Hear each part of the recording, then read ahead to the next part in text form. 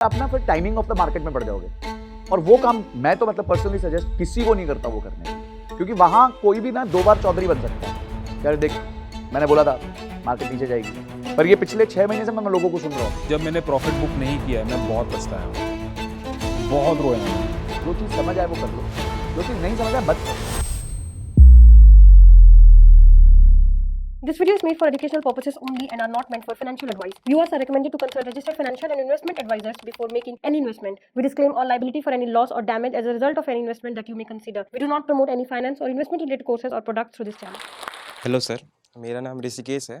मेरा सवाल ये है आपसे कि अभी मार्केट्स ऑल टाइम पे हाई चल रही है और आप लोग सेबी रजिस्टर्ड आ रहे भी है, तो हाँ मतलब दो जो है, तो मेरा ये सवाल है कि अभी लोअर लेवल की कौन से स्टॉक्स है जो आप रिकमेंड कर सकते हैं जो मुझे लेने चाहिए ऐसा। मैं क्विक आंसर दे देता हूँ, क्योंकि मैं आ रहे नहीं तो मैं डायरेक्ट स्टॉक तो नहीं रिकमेंड कर पाऊंगा। देखिए, मैं ये मानता हूँ कि आपने वो बचपन में स्टोरी सुनी है पाइड पाइपर की। एक पाइड पाइपर होता था जो बांसुरी बजाता था, और पहले चूहों को लेके जाके पानी में उसने फेंक दिया, फिर उसके पैसे नहीं दिए गए, तो फिर वो बच्चों को लेके चला गया। तो हमारे देश का पाइड पाइपर हमारी सरकार है, ठीक है। तो सरकार हमारे देश में सबसे ज्यादा खर्चा करती है, सबसे ज्यादा खर्चा करती है। 45 लाख करोड़ का हमारा साल का बजट है। अब पिछले साल उन्होंने कहा कि 11,11,111 करोड़ रुपए हम इंफ्रास्ट्रक्चर में लगाएंगे। उससे पिछले साल उन्होंने कहा था 10 लाख करोड़ लगाएंगे। तो हर साल वो इंफ्रास्ट्रक्चर में एक ग्रोथ दे रहे हैं।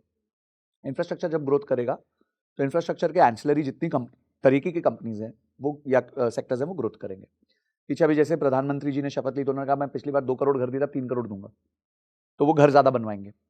तो ये जितने सेक्टर्स इसको सपोर्ट करते, चाहे वो स्टील हो, सीमेंट हो, उसके बाद सर्विसेज हो, जो भी सर्विसेज हैं, पाइप्स, टाइल्स, ये सारी सेक्टर्स आपको बहुत अच्छा मुनाफा दे सकते हैं ओवर नेक्स्ट डेकेड और सो। दूसरा, जैसे इन्होंने कहा था कि एक रेलवे है सेक्टर, तो रेलवे एक बहुत ज़बरदस्त सेक्टर बनने वाला है, और मुझे लगता है उसमें काफ़ी अच्छा एक स्कोप आएगा, क्योंकि पैसेंजर ट्रेन्स बेटर हो रही हैं, इंफ्रास्ट्रक्चर बेटर हो रहा है, कनेक्टिविटी बेटर हो रही है, और मूवमेंट बहुत हो रही है। तो आई थिंक वो भी एक अच्छा सेक्टर है। तो आई थिंक इस टाइम पे कंजम्पशन भी ठीक ठाक बढ़ रही है। मेरे को सिर्फ वरी हमेशा ये रहती है कि एआई की वजह से अगर कुछ जॉब्स वॉब्स मार्केट पे इम्पैक्ट आया तो वहाँ कंजम्पशन का डिक्लाइन हो सकता है, पर अभी इमीडिएट वो दिख रहा नहीं है मेरे को। मतलब maybe it will take some time for that. तो ये कुछ सेक्टर्स तो इमीडिएटली आपके मेरे माइंड में आते ही हैं जो ग्रो करेंगे, और ये जब ग्रो करते हैं तो जनरली पूरी इकोनॉमी को बैंक भी साथ चलेगा, लोन देगा, बेटर ब्याज कमाएगा, बेटर आरओई देगा। तो ये मेरा सेक्टर वाइज जो, मगर अगर टॉप फ्यू सेक्टर्स कहूंगा तो मैं इंफ्रा को रिलेटेड ज्यादा सेक्टर्स पे निवेश रखना चाहूंगा अपना पर्सनल। सेकंड वुड बी जो बिजनेस ऐसे जिनमें कोई साइकिल नहीं है। साइक्लिकल बिजनेस वो होते हैं जैसे कि जो गर्मी में चलेंगे ठंड में नहीं चलेंगे। कुछ बिजनेस ऐसे होंगे जो ठंड में चलेंगे गर्मी में नहीं चलेंगे। स्वेटर्स वगैरह हो गए, या फिर अगर आप एसी कूलर्स देखोगे तो वो गर्मी में चलेंगे ठंड में नहीं चलेंगे।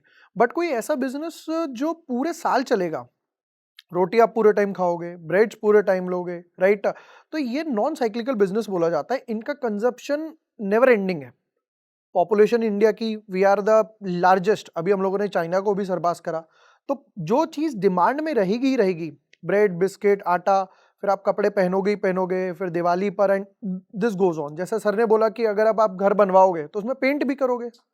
अभी दीवारें थोड़ी खड़ी करोगे, पेंट हो गया, सीमेंट हो गया, एंड मेटल बार्स हो गए यानी सरिया हो गया। तो ये चीज नेवर एंडिंग है। हो सकता है कि आप सोचो कि निफ्टी ऑल टाइम हाई पर है, अभी लूं ना लूं, लूंगा तो नीचे गिर जाएगा। बट आप सिर्फ कंपनी पे ही बैट नहीं कर रहे, आप इंडिया पे बैट कर रहे हो। और उस कंपनी ने ना इस टाइप की 50 साइकिल देखी होंगी।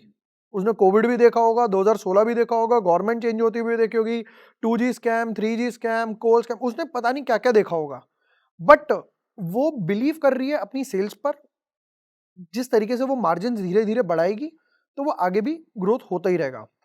इस टाइप के स्टॉक्स नेवर एंडिंग है, कभी भी लेकर डालो। रोड्स देख रहे हो, नितिन गडकरी रोड्स बनवाया ही जा रहा है, बनवाया ही जा रहा है। न्यूज आ रही है 100 घंटे में 100 किलोमीटर की रोड बन गई। तो जो रोड बना रहा है, मतलब जो कंपनी उसमें काम कर रही है, उस पर बेट कर सकते हो।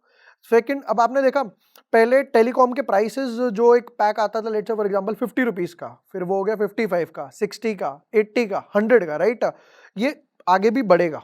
जो एक साइकिल थी, पहले ऊपर था फिर नीचे गया, लोगों को आदत लगी फ्री के इंटरनेट डेटा की, अब वो ऊपर जाएगा। और पॉपुलेशन भी बढ़ रही है, हर दूसरे बंदे के पास आई वुड से कि जो let's say for example, not to demean, but जो मेरे लेट्स से मेरा मेड था, उसके पास एक बेसिक फोन था, now he uses Android phone, तो वो उसको आदत पड़ गई भी इंटरनेट की, वो यूट्यूब चला के सुनता है, गाने सुनता है, तो ये साइकिल ऊपर जाएगी। तो टेलीकॉम इंडस्ट्रीज हो गए, और रह भी तो अभी 2 या 3 प्लेयर गए। So that would be my answer. मेरा पॉइंट इसमें ये रहेगा, we are currently in a market scenario जहाँ पे मार्केट नया हाई लगा रहा है, यानी कि ट्रेंड अप है, और ऐसा नहीं है कि वो हाई सिर्फ 5-10 कंपनी लगा रही हैं। In other words, it is not just a bullish trending market, but it is a bullish trending market with a very wide market breadth. जब आप ऐसे सिनारियो में आते हैं, the correct question is not कौन सा स्टॉक, बट कितना लेना चाहिए। ऑलराइट, एंड आप कितना लेते हैं, इससे बेसिकली आपका ability to manage your P&L changes makes a huge difference. अभी जैसे सर ने भी बताया, देर इज़ नो आर्ग्यूमेंट कि this is one of the most bullish countries in the world, ये बहुत बढ़ने वाला है। और अगर कोई व्यूअर देख रहा है और उसका एक भी रुपया मार्केट में नहीं लगा है, तो that is not correct. If you have savings, market में लगना चाहिए, बट वो कहाँ से लगना चाहिए? अगर आप भारत पे ही बुलिश हैं, मेरा व्यू है कि you are better off with a national pension scheme. आपको टैक्स एग्जेम्पशन भी मिलेगा, आपको डिसीजन लेने की ज़रूरत नहीं है, आप इक्विटी में भी पार्टिसिपेट कर रहे हैं, आप अच्छे टाइम पे आ रहे हैं क्योंकि इंटरेस्ट रेट शायद गिर जाएंगे थोड़े टाइम में। National pension scheme, PPF, these are good products for 98% of the audience. आप सॉर्ट ऑफ अपने काम पे फोकस कर सकते हैं, so that you keep saving more and investing more and let a bullish market do it. But इसमें कोई doubt नहीं है, this is the very definition of a bullish market. We should not be surprised if the market becomes 100x. There are hundreds of case studies which prove it that trends can last decades. तो आप confidence से invest कीजिए, but आप एक secure instrument initially choose कीजिए, और जब आपका एक्सपोजर बढ़ेगा, आपका जब सपोज आपका 25 लाख का NPS पोर्टफोलियो बन चुका है, then you can decide okay I will put say 1 to 5 lakhs इन डायरेक्ट स्टॉक्स, क्योंकि आप उस सेगमेंट में अर्न कर रहे हैं। तो आई थिंक कि यूजर्स ये भी फोकस कर सकते हैं कि कितना खरीदें। क्या हम एक स्टॉक में ऑल इन होने का टाइम है कि बास्केट ही बनाएं अपना खुद का? I think that's more appropriate, but otherwise I agree with all of them in terms there is the sector where you should not invest in my opinion is media, and another sector which is very linked to I mean, I don't, with all due respect to Joe Stock, but because of Joe Stock because of Joe Stock I wouldn't invest in media, because it really hits companies like Zee, Sony, etc. Viewership बहुत बढ़ जाता है, revenue बहुत change होता है, so they are basically in disruption mode at the moment. So you should not invest in mainstream media, Sun TV, etc. IT stocks will go up and down, but IT is very heavily related to what demand is coming to them from Europe. Unka demand is not driven from India, and there is a possibility, not necessary, but a possibility that Europe slow हो सकता है। तो at this point in time अगर आप IT और media को avoid करें, मेरा पर्सनल ओपिनियन है, और बाकी कहीं पे भी घुस जाएं, it is just going to be कि आपने कितना क्वांटिटी लिया, आपने ट्रेड कैसे प्लान किया, और आपने पोजीशन कैसे आगे बढ़ाई, that is going to be the differentiator. कहीं पे भी स्टॉक मेरे को लग रहा है जो भी प्राइस है, पुल बैक आएगा, ओवरसोल्ड कंडीशंस में बाय करें, वहाँ से chances are it will go up, वही ज़्यादा चांसेस हैं। हेलो, मेरा नाम अंकित चोपड़ा है। मेरा क्वेश्चन आप सबसे है कि हमें प्रॉफिट कब बुक करना चाहिए। फॉर एग्जांपल म्यूचुअल फंड्स में 25% CAGR अप्रॉक्सीमेटली मिल रहा है पिछले 5 साल का, बट पैसे की नीड नहीं है, बट ये भी पता है कि अर्निंग्स और PE काफ़ी हाई हैं, तो कभी भी टर्न अराउंड हो सकता है, और हमने ये भी सुना है कि कंपाउंडिंग को इंटरप्ट नहीं करना चाहिए। तो प्रॉफिट बुक करना चाहिए ऐसे में जब पता हो, या वेट करना चाहिए लॉन्ग रन के लिए? मैं इसका जवाब ऐसे देना चाहूँगा कि फर्स्ट ऑफ ऑल एक चीज़ आपने अच्छी बोली, जो चार्ली मंगर बोलते हैं कि first rule of compounding is don't disturb it, उसको डिस्टर्ब मत करो। आप है ना प्रॉफिट बुक करने का इस तरह मत सोचो, आप ये सोचो कि आपका गोल क्या है। हर इन्वेस्टमेंट का एक गोल होता है। हमें गोल बेस्ड इन्वेस्टिंग CFA में जब हम पढ़ते हुए तो सिखाया भी जाता था। आपको गाड़ी खरीदनी है, उसका डाउन पेमेंट करना है, आपको शादी करनी है, आपको पढ़ाई करने जाना है, MBA करनी है, आपको फॉर एग्जाम्पल रिटायरमेंट आपने अपना प्लान किया हुआ है, तो आपके ना लाइफ के वेरियस इवेंट्स होते हैं जिसके लिए आप एक निवेश करते हो। अधिकांश लोग, जैसे सर ने बहुत अच्छी बात कही कि don't focus on investing directly, NPS ले लो या म्यूचुअल फंड ले लो या ETF ले लो, या जो इंस्ट्रूमेंट समझ आ जाए वो ले लो। डायरेक्ट स्टॉक्स में मैं भी रेकमेंड जनरली करता हूँ लोगों को मत करो, क्योंकि वो आपका फुल टाइम काम नहीं है। आपका काम कुछ और होगा, आप सैलरी पे होगे, या फिर आप अपना जॉब कर रहे होगे, आप अपना कंसल्टिंग कर रहे हो, जो भी काम कर रहे होगे, बिजनेस कर रहे होगे, तो उस पर ज़्यादा फोकस करो, वहाँ आप अपनी ज़्यादा कमाई कर सकते हो। कमाई का कुछ हिस्सा आप यहाँ देते हो ताकि ये धीरे धीरे ग्रो करे, पैसिवली ग्रो करे। तो आपका booking of profit is not the right measure. The right measure is what is your goal and let it go to the goal. So for example आपने 4 साल बाद का गोल रखा हुआ है कि मेरे को एक गाड़ी का डाउन पेमेंट करना है 3 लाख रुपए का, मैंने उसके लिए एक SIP चालू करी हुई है। जब वो गोल हिट हो जाएगा तो आप ले लेना। तो आपका गोल हो सकता है 3 महीने पहले हिट हो जाए, आपके रिटर्न्स बेटर हो गए। आपका गोल हो सकता है मार्केट्स खराब रही कुछ समय तक तो वो नहीं हुआ उस टाइम गोल हिट, आपने थोड़ा सा एक्सटेंड कर दीजिए, अभी मेरे पास तो रेडी नहीं है, पैसे 2.5 लाख ही हो रहे हैं, 50,000 और आने चाहिए, तब मैं 6 महीने बाद गोल ले लूंगा। तो राइट टाइम आप ये, क्योंकि आप ना फिर टाइमिंग ऑफ द मार्केट में पड़ जाओगे, और वो काम मैं तो मतलब पर्सनली सजेस्ट किसी को नहीं करता वो करने के लिए, क्योंकि वहां कोई भी ना 2 बार चौधरी बन सकता है। यार देख मैंने बोला था मार्केट नीचे जाएगी, पर ये पिछले 6 महीने से मैं लोगों को सुन रहा हूँ, जब निफ्टी 18,000 पे था, बहुत ज्यादा है बहुत ज्यादा है, आज देखो 23-24 पे आ गया, तो भी चल रही है गाड़ी। तो you don't know, because markets के ना किसी की मोहताज नहीं है। तो जब हम कहते हैं बाजार से बहस मत करो, तो अपना आराम से चलो, अपने गोल को जैसे ही हिट हो जाए फिर लालच मत करो। अच्छा कुछ लोग का होगा ये 3 लाख का गोल हिट हो गया, अभी तो 6 महीने बाकी थे एसआईपी के, चल वेट करता हूं, पता चला उसी टाइम डाउन टर्न आ गया, तुम्हारा 3 लाख आ गया, बाहर निकलो अपना काम करो। Don't time the market, spend time in the market. Second, if I have to add this, देखो एक बंदा है, आप सपोज करो आप शादी में गए, तो आपकी ना खाने की कैपेसिटी है, आप ये नहीं कर सकते कि मैं ये भी खा लूँ वो भी खा लूँ और खाने के बाद ओवर ईट भी कर लूँ, उसके बाद दोबारा से चलो सूप ले लेता हूँ, ये अच्छा आ गया, स्टार्टर आ गया, डेजर्ट आ गया। तो हर बंदे की एक अलग कैपेसिटी है, कोई स्विंग ट्रेडर है, कोई लॉन्ग टर्म ट्रेडर है, कोई अभी जैसे मैं अगर अपनी बात करूँ, मैं म्यूचुअल फंड्स को, चाहे मार्केट कोविड में गया, अभी जो इलेक्शंस के बाद उस टाइम पे फॉल आया, या फिर बीच में कभी प्रॉफिट बुकिंग आ रही है, लास्ट ईयर रशिया यूक्रेन आया, कुछ भी आ रहा है, मैं म्यूचुअल फंड्स को टच नहीं करूंगा। इट्स लाइक ये अलग है, बट हाँ मैं अपने स्विंग ट्रेडिंग को टच करूंगा। तो जैसा सर ने बोला कि आपका अगर गोल ही यही है कि मुझे म्यूचुअल फंड्स में इन्वेस्ट कर रहा हूँ, और अगर आपको मार्केट्स की थोड़ी बहुत साइकिल रीड करनी आती है, तो डेफिनेटली आप उसमें से थोड़ा प्रॉफिट बुक करोगे।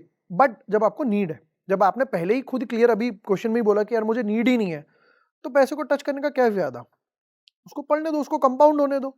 नीड अगर पड़ती है, मेडिकल इमरजेंसी आ गई या कोई शादी आ गई, या फिर फॉर एग्जांपल ले लेते हैं किसी फीस पे करनी है, कहीं पे कॉलेज में एडमिशन हो गया, तो वो एसेट्स उसी टाइम के लिए बनाए जाते हैं ताकि मैं वहां से निकालूं और उनको अपने बैड टाइम्स में यूज करूं। इस पे प्रॉफिट बुकिंग पे मेरा एक मैथमेटिकल अप्रोच है on how I go about doing it, and ये थोड़ा सा approach maybe it is too soon to share it, but I would just like to say कि जब मैंने प्रॉफिट बुक नहीं किया है मैं बहुत पछताया हूँ, बहुत रोया हूँ मैं।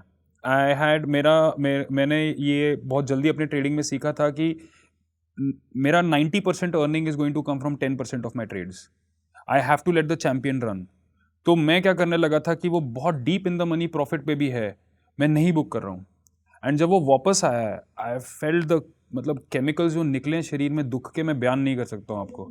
सो जब आपके मन में आना स्टार्ट हो जाए, this is what I have seen, आपके मन में आना स्टार्ट हो जाए, should I take a profit, you can take a profit simply to swap one asset class with another, कि आप रिसर्च कीजिए कि अगला म्यूचुअल फंड कौन सा है। अगर आपने म्यूचुअल फंड की बात की जिसमें आप इन्वेस्ट करना चाहेंगे बट मे बी आपने 3-4-5 साल पहले नहीं किया था, तो you can decide to swap it from one asset to another asset. तो उसमें आपने स्क्रीन से नोशनल प्रॉफिट भी निकाल लिया, तो आंखों को दिख नहीं रहा है, मन शांत है, और वो गया कहाँ, वो कहीं और म्यूचुअल फंड में गया, और आज की डेट में 5 साल बाद आप एक बेटर इन्वेस्टर होंगे। अगर 5 साल पहले आप एक अच्छा म्यूचुअल फंड पोर्टफोलियो उठा सकते हैं जो 25% कैगर दे रहा है, इट इज़ अ प्रोबेबिलिटी कि you might be able to repeat this process again in a much higher market, क्योंकि जब 5 साल पहले निफ्टी का कोई लेवल था, अब वो हायर है तो उसमें दे दिया। अब इस लेवल से भी ऊपर जाके अगर आपको 25 इज़ ह्यूज, बट इतने के रेंज में भी कहीं आता है, तो I think you will do quite well. So I would say profit taking for me is mathematical, but in general if one has a positive attitude towards taking profit taking, you'll feel comfortable through the process of trading.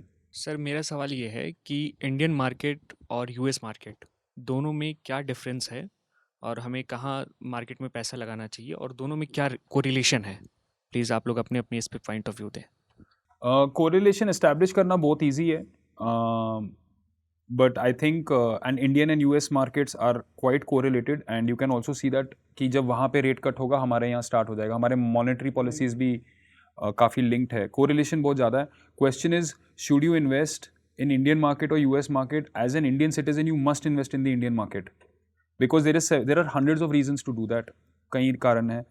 And but इसका मतलब ये नहीं कि आप US market में invest ही ना करें, but जैसे आपको रेगुलेशंस अगर आप देखेंगे तो डायरेक्ट स्टॉक वहाँ पे खरीदना, जैसे मैकडोनल्ड्स का, नाइकी का, फरारी का स्टॉक खरीदना आपके लिए टैक्सेशन परस्पेक्टिव से बहुत डिफिकल्ट हो जाएगा।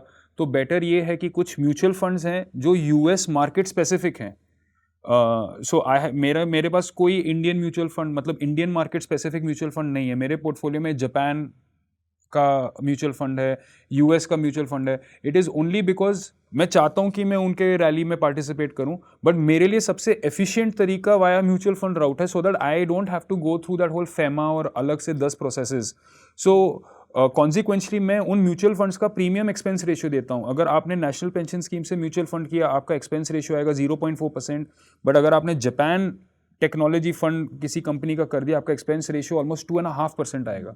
But that 2.5% 6 times higher fee is simplifying so many other processes for me. और प्लस मुझे लग रहा है कि साइकोलॉजिकली मेरा कुछ पैसा 1 लाख 2 लाख 3 लाख जापान में भी लगा हुआ है एंड यूएस में भी लगा है. It's not all India inclusive. तो yes you should, because Japanese yen बहुत वीक हो रहा है एंड जब एक करेंसी वीक होता है उसका मार्केट उन करेंसी टर्म्स में अप्रिशिएट करता है. तो ये this market and US market is good, आप कर सकते हैं. बट इंस्ट्रूमेंट जो आप सिलेक्ट करें that in my opinion should be through mutual fund, ना कि आप इंटरैक्टिव ब्रोकर में अकाउंट खोल के 20,000 रुपये डाल दें और स्टॉक खरीद लें और उसके बाद लाइफ लॉन्ग टैक्सेस का हैसल फेस करें. This is my personal opinion. I also believe the same कि अगर आपको पार्टिसिपेट करना ही है तो करें तो म्यूचुअल फंड से ही करें. ईजी होता है, चाहे वो फीस ज़्यादा ले लें उससे ओके, वो कोई बड़ी बात नहीं है. सेकेंड चीज़ ये है कि आपका आज world wide everything is quite correlated. तो वो पहले कहते थे जो अमेरिका छींकता है तो यहाँ भी सर्दी हो जाती है, तो वही हाल है. अगर वहाँ पे कुछ होगा तो यहाँ पे भी उसका इम्पैक्ट आता ही आता है, चाहे वो ऊपर हो चाहे नीचे हो. और बट एक चीज़ इंडिया की मार्केट्स में अब बिल्ड हुई है, वो है resilience bye domestic institutional investors. तो पहले क्या होता था, एफआई पैसा खींचता था तो फट करके मार्केट नीचे गिर जाती थी, बहुत ज़्यादा वॉलेटिलिटी बढ़ जाती थी. बट अब थोड़ा सा वो कंट्रोल में आने लगा है, बिकॉज डोमेस्टिक इन्वेस्टर्स के पास अब बहुत पैसा है. 20-20 हज़ार करोड़ की तो महीने की SIP आ रही है, बहुत ज़बरदस्त पैसे का फ्लो चल रहा है. तो आई थिंक वो एक चीज़ इंडिया के लिए अच्छी हुई है कि हम सेल्फ रिलायंट, वो आत्मनिर्भर हो गए. इधर भी आत्मनिर्भर हो गए, बाकी जगह तो हो रहे पता नहीं, इधर हो गए. और तीसरी चीज़ मुझे लगता है कि अगर आप मुझसे पूछो कि भाई निवेश करना चाहिए कि नहीं करना चाहिए बाहर में, तो मेरा आंसर फिर से वही होता है कि भाई जो चीज़ समझ आए वो कर लो, जो चीज़ नहीं समझ आए मत करो. जस्ट बिकॉज मेरे बगल वाला कर रहा है, किसी ने टिप दे दी, कोई मेरा मतलब वैनिटी के लिए कर रहा है, वैनिटी मतलब अहंकार के लिए, नॉवेल्टी के लिए, नई चीज़ के लिए, वो सब मत करो. अगर आपको लगता है हाँ जी, जैसे इन्होंने 2-3 एनालिसिस बताई कि जापानीज येन कमजोर हो रहा है तो मैं करूंगा, अगर आपको लगता है ये थोड़ा बहुत एनालिसिस करके कर सकते हो तो कर लो. नहीं तो मत सोचो यार, इंडियन मार्केट्स अपने आप में बहुत बड़ी है, बहुत विशाल है, उसमें आराम से म्यूचुअल फंड से करना है, स्टॉक्स खरीदने हैं, जो आपकी मर्जी बनती है करो. This is my personal opinion. Same take, but मैं इसमें ना थोड़ा हिंदी में ये ऐड करना चाहूँगा कि रशिया यूक्रेन का वॉर हुआ ना, उसमें इंडिया कहीं से कोरिलेटेड था, बट इंडियन मार्केट्स में भी इम्पैक्ट आया, क्योंकि ग्लोबल इकोनॉमी ऐसे ही चलेगी. ग्लोबल अभी जैसे सर्जिकल स्ट्राइक हुई थी तो लोग खुश हो रहे हैं कि यार चलो इंडिया ने पाकिस्तान को मारा, तो मार्केट क्यों गिर गया? क्योंकि इकोनॉमी डिस्टर्ब होगी. एज अ सेंटिमेंटल आपको डेफिनेटली अच्छा लगेगा. सेकंड क्वेश्चन इज कि क्या वहां पर इन्वेस्ट करूं या इंडिया में? आंसर इज जहां के फंडामेंटल्स आप ट्रैक कर सकते हो वहां इन्वेस्ट करना बेटर है. अभी आप बोलोगे कि यार मुंबई में बारिश हो रही है, मुझे क्या लेना देना? मुझे तो ये पता लगना चाहिए ना कि मैं जहां रह रहा हूं वहां क्या हो रहा है. अगर आप यूएस के फंडामेंटल्स ट्रैक कर सकते हो, उनकी बैलेंस शीट रीड कर सकते हो, डॉलर कैसे आने वाला है, वहाँ पे अभी जैसे अक्टूबर के आसपास उनके इलेक्शंस भी आने वाले हैं, आप ये ट्रैक इजीली कर सकते हो कि इंडिया में किसकी हवा चल रही है, क्या मोदी जीतेंगे नहीं जीतेंगे, कितनी सीट आएगी. बट अगर आप वहाँ भी ट्रैक कर पा रहे हो तो डेफिनेटली इन्वेस्ट करो. बट अगर आप ट्रैक नहीं कर पा रहे, तो जैसे सर ने कहा कि मैं अगर प्रॉपर ट्रैक नहीं कर पा रहा, तो mutual fund is the safest root.